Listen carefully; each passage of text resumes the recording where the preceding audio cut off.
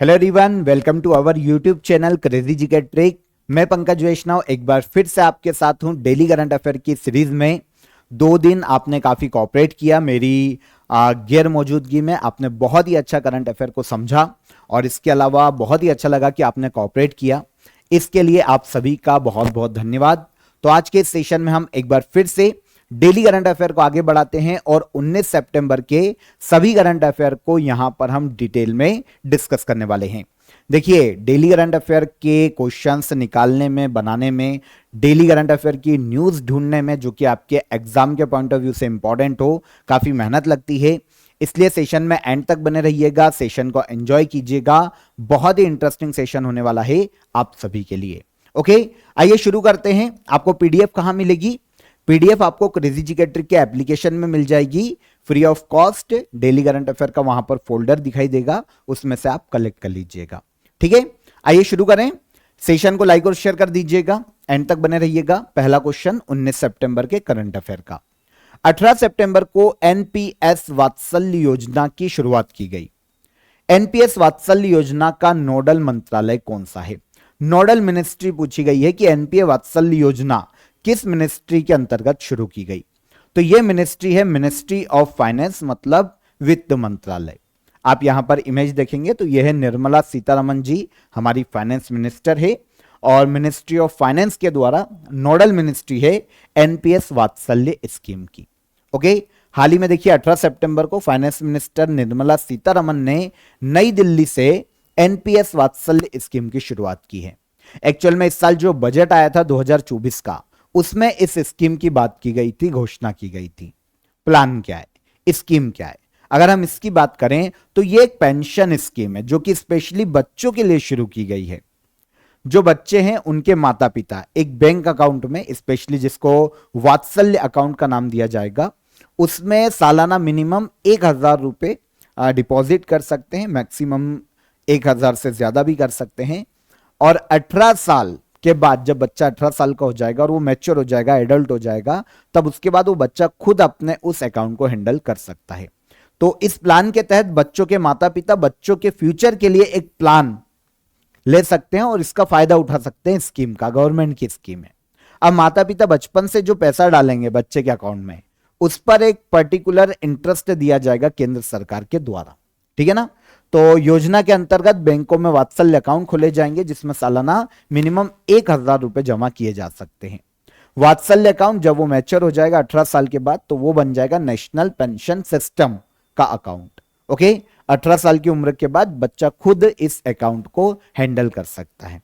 बच्चों के रिटायरमेंट में उनके लिए जो बचा हुआ पैसा है वो काम आएगा आगे चलकर। ठीक है, pension fund regulatory and department authority इस योजना को क्रियान्वित करेगी, इस योजना को चलाएगी। ठीक है ना? इसके तहत इस योजना को चलाया जाएगा। नोडल मिनिस्ट्री कौन है? Finance ministry. ठीक है, लाभ किसे मिलेगा? तो भारत के जितने भी सभी वर्गों के लोग हैं उनको लाभ दिया जाएगा। जैसे इंडियन सिटीजन हो जाए, एनआरआईज है ना, इसके अलावा ओसीआई, इनकी बात करें, overseas citizen of India, non residential Indian, और जो इंडिया के सिटीजन हैं उनके बच्चों को इसका लाभ मिलेगा। फ्यूचर जनरेशन के लिए लॉन्ग टर्म फाइनेंस सिक्योरिटी और रिटायरमेंट प्लानिंग को बढ़ावा देना इस स्कीम का मुख्य उद्देश्य है। ठीक है, तो एनपीएस वात्सल्य स्कीम, इसको नाम दिया गया है नॉर्मली एनपीएस वात्सल्य स्कीम। नोडल मिनिस्ट्री यहां पर हमसे पूछी गई थी, तो यह हो जाती है finance ministry. Okay, done. Second question देखिए, मध्य प्रदेश हाईकोर्ट का मुख्य न्यायाधीश किसे नियुक्त किया गया? तो एमपी हाईकोर्ट के हाल ही में चीफ जस्टिस नियुक्त किए गए हैं सुरेश कुमार कैत। जस्टिस सुरेश कुमार कैत चीफ जस्टिस हैं मध्य प्रदेश हाईकोर्ट के, हाल ही में अपॉइंट किए गए। कौन है? तो दिल्ली हाईकोर्ट के सीनियर जज के रूप में अभी तक काम कर रहे थे सुरेश कुमार कैत, जिनको मध्य प्रदेश हाईकोर्ट का चीफ जस्टिस हाल ही में अपॉइंट किया गया।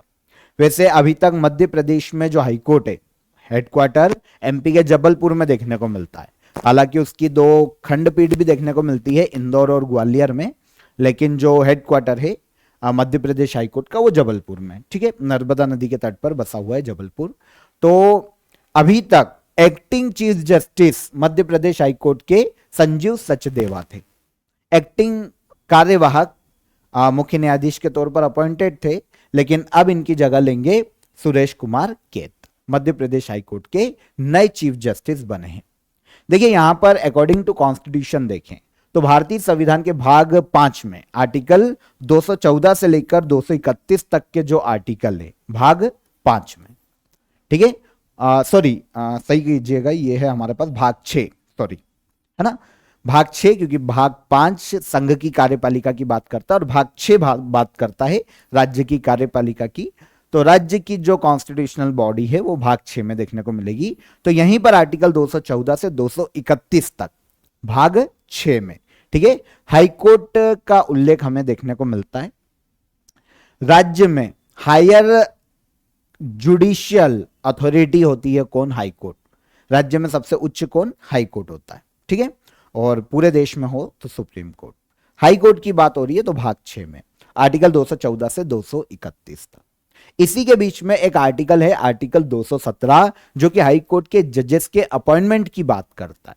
और आर्टिकल 217 के अनुसार हाईकोर्ट के चीफ जस्टिस की नियुक्ति भारत के राष्ट्रपति के द्वारा की जाती है। हर राज्य में जो जज होते हैं ना हाईकोर्ट में, उनकी नियुक्ति प्रेसिडेंट ही करते हैं, ध्यान रखना। एक कॉलेजियम सिस्टम होता है जजों की नियुक्ति के लिए, वो एक पर्टिकुलर आयोग होता है, वो नाम भेजता है राष्ट्रपति को, ठीक है, हाईकोर्ट के जज या चीफ जस्टिस की नियुक्ति के लिए, और राष्ट्रपति उनको अपॉइंट करते हैं आर्टिकल 217 के तहत। तो सुप्रीम कोर्ट के चीफ जस्टिस और अदर सीनियर जजेस शामिल होते हैं कॉलेजियम में, सुप्रीम कोर्ट के चीफ जस्टिस और अदर सीनियर जज, और वो मिलकर हाईकोर्ट के चीफ जस्टिस के पद के लिए जो भी एलिजिबल कैंडिडेट है उसके नाम को फाइनलाइज करते हैं और कहां भेजते हैं? राष्ट्रपति के पास, ठीक है। कॉलेजियम के द्वारा जो नाम भेजा जाता है प्रेसिडेंट के पास भेजा जाता है, और प्रेसिडेंट लॉ मिनिस्ट्री और गवर्नर की सलाह से निर्णय लेकर उसे अपॉइंट कर देते हैं राज्य में चीफ जस्टिस के रूप में। क्वालिफिकेशन की बात करें तो भैया हाई कोर्ट में कम से कम 10 वर्ष तक एडवोकेट के रूप में काम करने का अनुभव हो लगातार, एक या एक से अधिक, या फिर हाई कोर्ट का मौजूदा जज हो, तो ऐसा व्यक्ति चीफ जस्टिस बन सकता है किसी भी हाई कोर्ट में। यह है क्वालिफिकेशन। क्वेश्चन हमारा डिटेलिंग के साथ है, तो हम क्वेश्चन की बात करें कि भैया मध्य प्रदेश हाईकोर्ट का चीफ जस्टिस कौन बना, तो यह सुरेश कुमार केत नियुक्त किए गए हैं मध्य प्रदेश हाईकोर्ट के मुख्य न्यायाधीश। डन। आगे बढ़ने से पहले आप सभी को मैं एक अपडेट देता हूं, आज का आपका ऑफर ऑफ द डे। तो देखिए स्टेट यूपी, हरियाणा, मध्य प्रदेश, राजस्थान, जो स्टेट की एग्जाम की किसी की प्रिपरेशन कर रहे हैं, तो आपको पता होगा कि वहां पर स्टेट जीके काफी पूछा जाता है, हर एग्जाम में पूछा जाता है जो कि स्टेट की एग्जाम होती है। तो इसीलिए आप सभी के लिए, हरियाणा के स्टूडेंट के लिए हरियाणा जीके, मध्य प्रदेश के स्टूडेंट के लिए मध्य प्रदेश जीके, राजस्थान के स्टूडेंट के लिए राजस्थान जीके, और उत्तर प्रदेश के स्टूडेंट के लिए यूपी जीके का एक पर्टिकुलर आपको रिकॉर्डेड बैच अवेलेबल है। साथ ही साथ आपको पीडीएफ भी मिल जाएगी हर टॉपिक की, और मॉक टेस्ट भी आपको आपके कोर्स के अंदर ही मिल जाएंगे।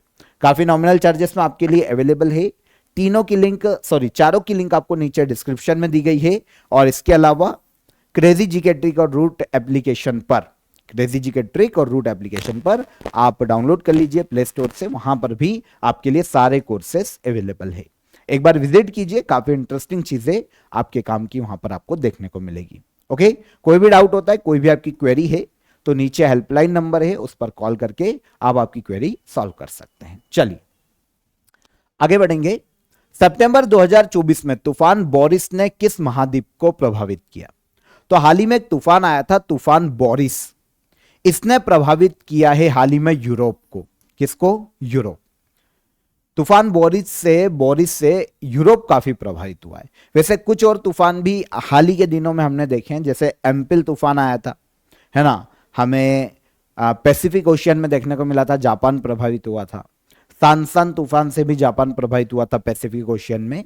इसी तरीके से तूफान बोरिस हमें यूरोप के, मध्य यूरोप के कुछ हिस्सों में देखने को मिला, ठीक है, सितंबर 2024 में। सेंट्रल और ईस्टर्न यूरोप का जो क्षेत्र है वहां पर भारी बारिश हुई है, भारी तबाही हुई है बोरिस तूफान के कारण, ठीक है। स्पेशली पोलैंड, रोमानिया, चेक रिपब्लिक, ऑस्ट्रिया, स्लोवाकिया, हंगरी, ये यूरोपीय देश जो मिड में देखने को मिलते हैं यूरोप में, ये काफी प्रभावित हुए हैं।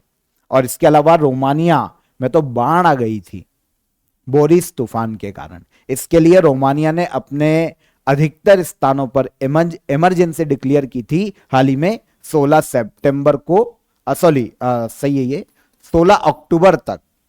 अभी सितंबर में डिक्लेयर किया है इमरजेंसी को और 16 अक्टूबर तक ये इमरजेंसी लगाई गई है। किसके द्वारा?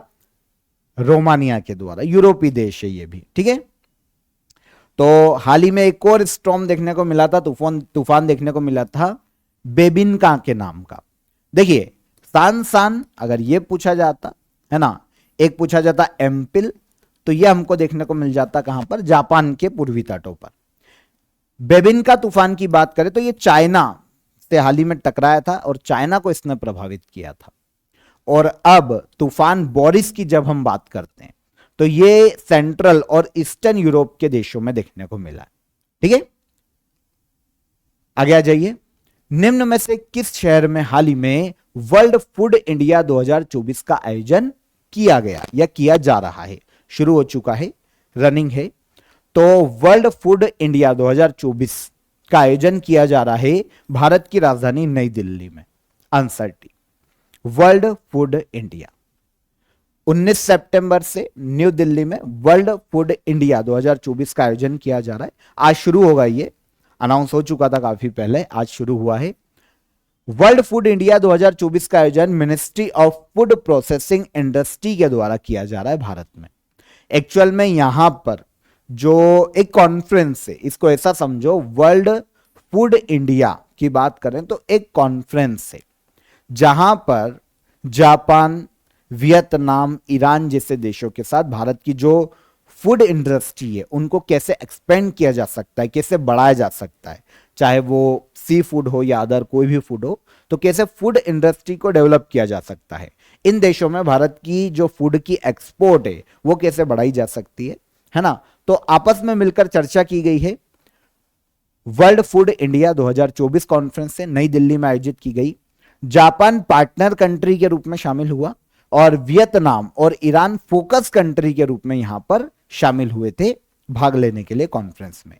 इंडिया में फूड एरिया में इन्वेस्टमेंट को बढ़ावा देना, इन देशों के साथ भारत का जो फूड एक्सपोर्ट है उसको बढ़ावा देना, और ये सारे देश भारत में फूड इंडस्ट्री में अपना, फूड प्रोसेसिंग इंडस्ट्री में अपना इन्वेस्टमेंट डाले, एफडीआई भारत में बढ़े फूड प्रोसेसिंग इंडस्ट्री में, यह मुख्य उद्देश्य है वर्ल्ड फूड इंडिया कॉन्फ्रेंस का।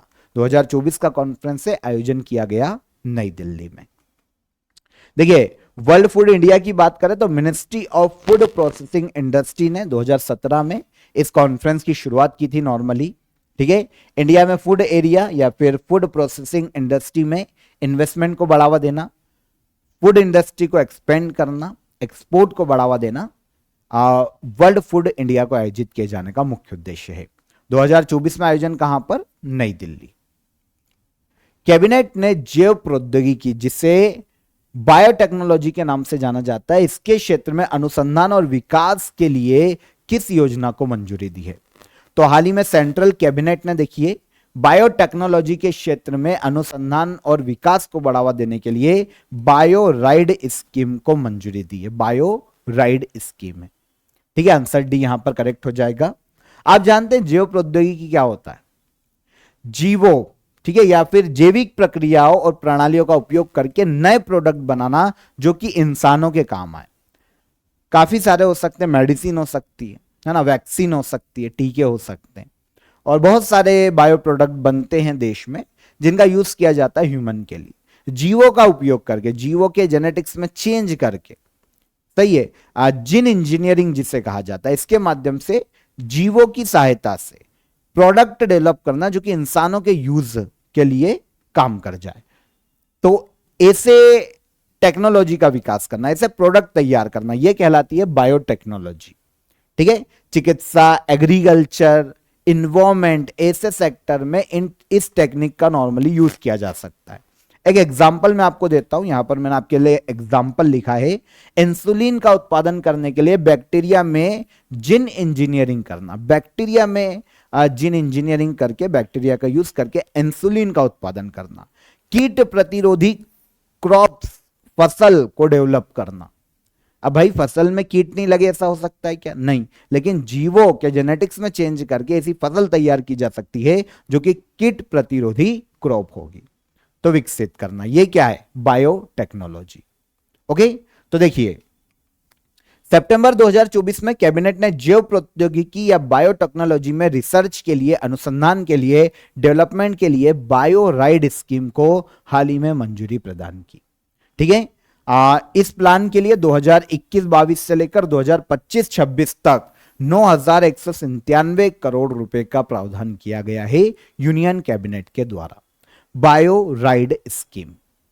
ठीक है, ताकि बायोटेक्नोलॉजी में रिसर्च और डेवलपमेंट को बढ़ावा दिया जा सके। फायदा क्या होगा? उद्देश्य क्या है?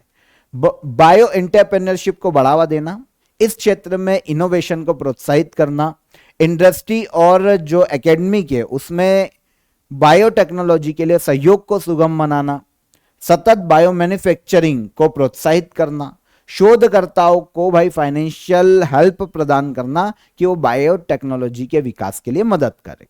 तो ये मेन उद्देश्य है बायो राइड स्कीम का। हाल ही में सेंट्रल गवर्नमेंट ने इस स्कीम को मंजूरी प्रदान की है। ठीक है, प्रधानमंत्री जनजाति उन्नत ग्राम अभियान के लिए कितना बजट दिया गया? स्कीम के नाम से समझो कि स्कीम का उद्देश्य क्या है। प्रधानमंत्री जनजाति उन्नत ग्राम अभियान, जो ट्राइबल्स एरिया है भारत में, जो ट्राइबल विलेज है, उनमें गांव को ऐसा विकसित करना कि जो ट्राइब से वहां रहने वाली उनका विकास हो सके। तो प्रधानमंत्री जनजाति उन्नत ग्राम अभियान के तहत बजट में हाल ही में 79,156 करोड़ रुपए का प्रावधान किया गया। ठीक है, आवंटित किए गए हैं, बजट दिया गया है कितना? 79,156 करोड़ रुपए, प्रधानमंत्री जनजाति उन्नत ग्राम अभियान।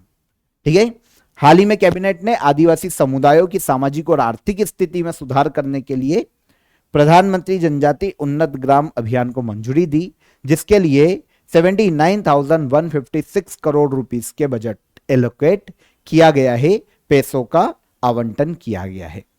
प्लान के तहत आदिवासी बहुल गांवों का विकास करना, उन्हें आकांक्षी जिलों में डेवलप करना, आदिवासी गांवों को शामिल किया जाना इस स्कीम के तहत मुख्य उद्देश्य है इस योजना का। ठीक है, योजना के तहत देश में 63,000 से अधिक गांवों को कवर किया जाएगा, जिससे 5 करोड़ से अधिक आदिवासी लोगों को इस स्कीम का लाभ दिया जा पाएगा।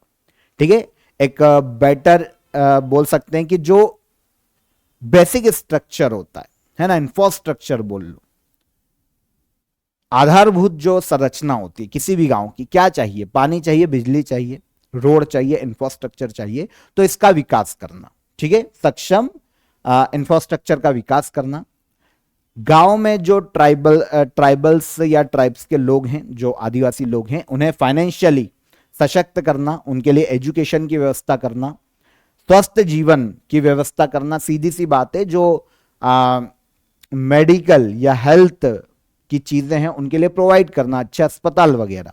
तो यह मुख्य उद्देश्य है इस योजना का। 17 मिनिस्ट्री इस योजना या अभियान में शामिल है केंद्र सरकार की।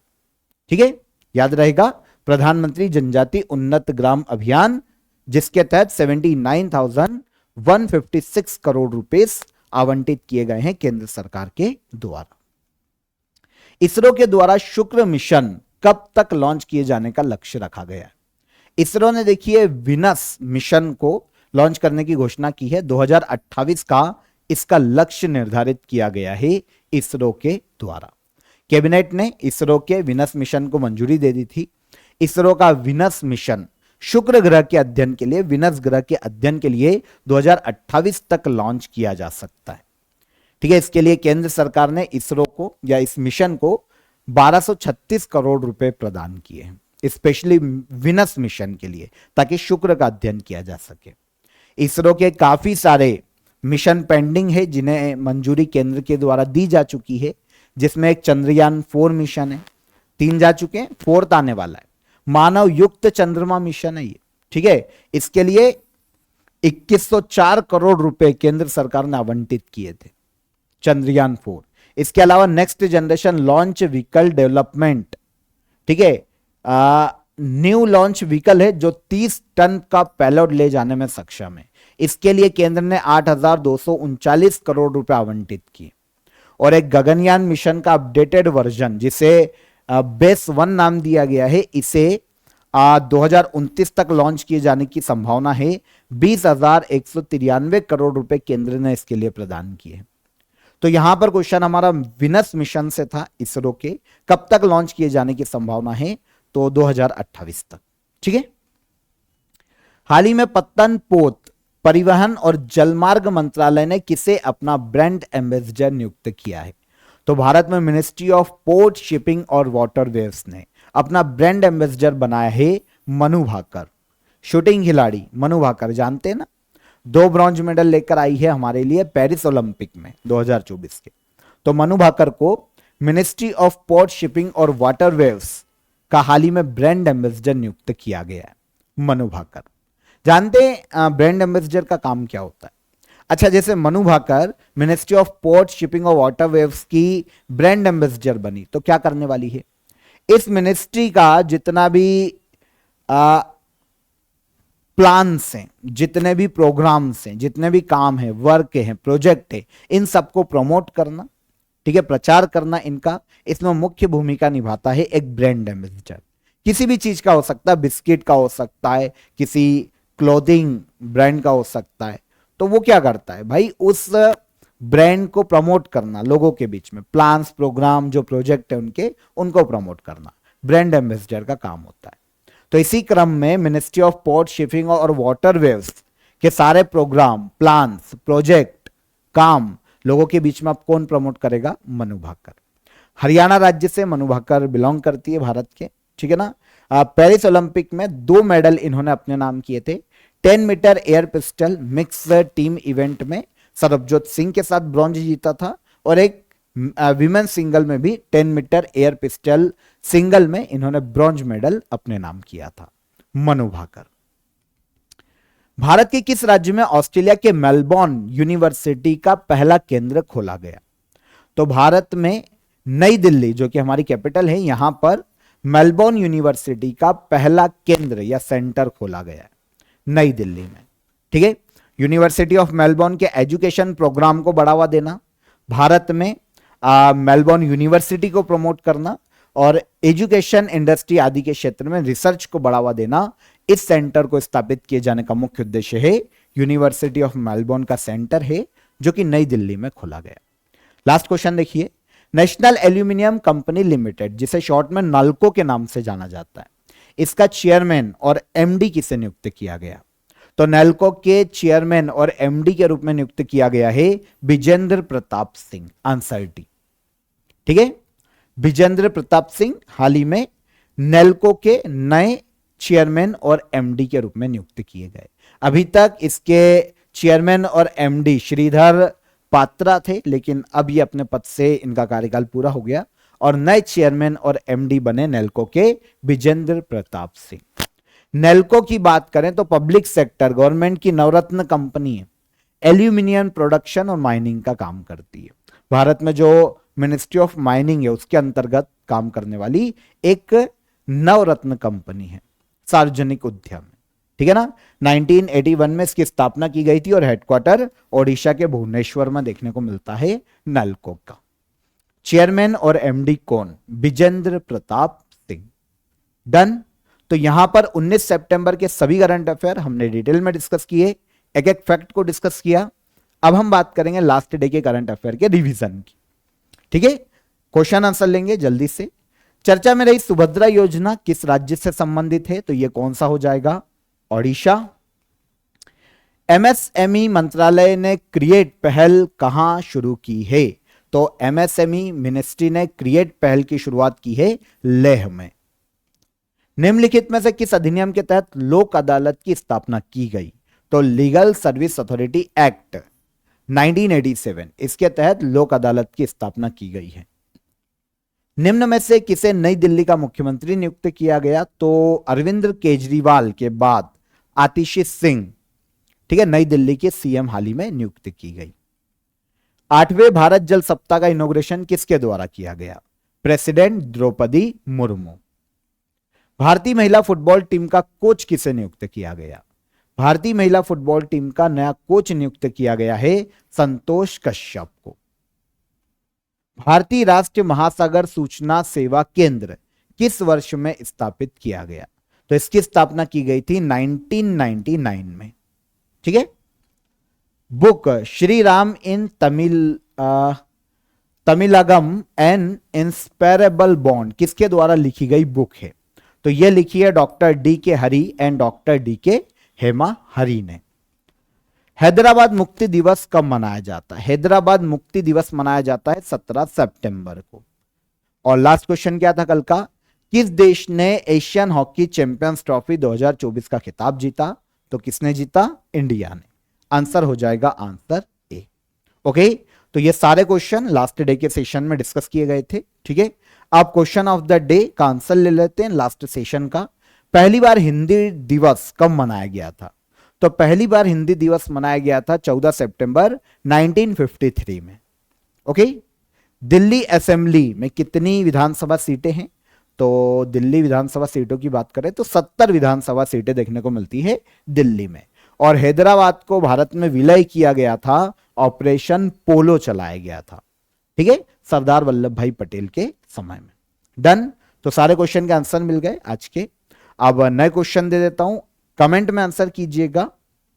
सबसे पहला देखिए, राजीव गांधी खेल रत्न पुरस्कार पहली बार किसे दिया गया था?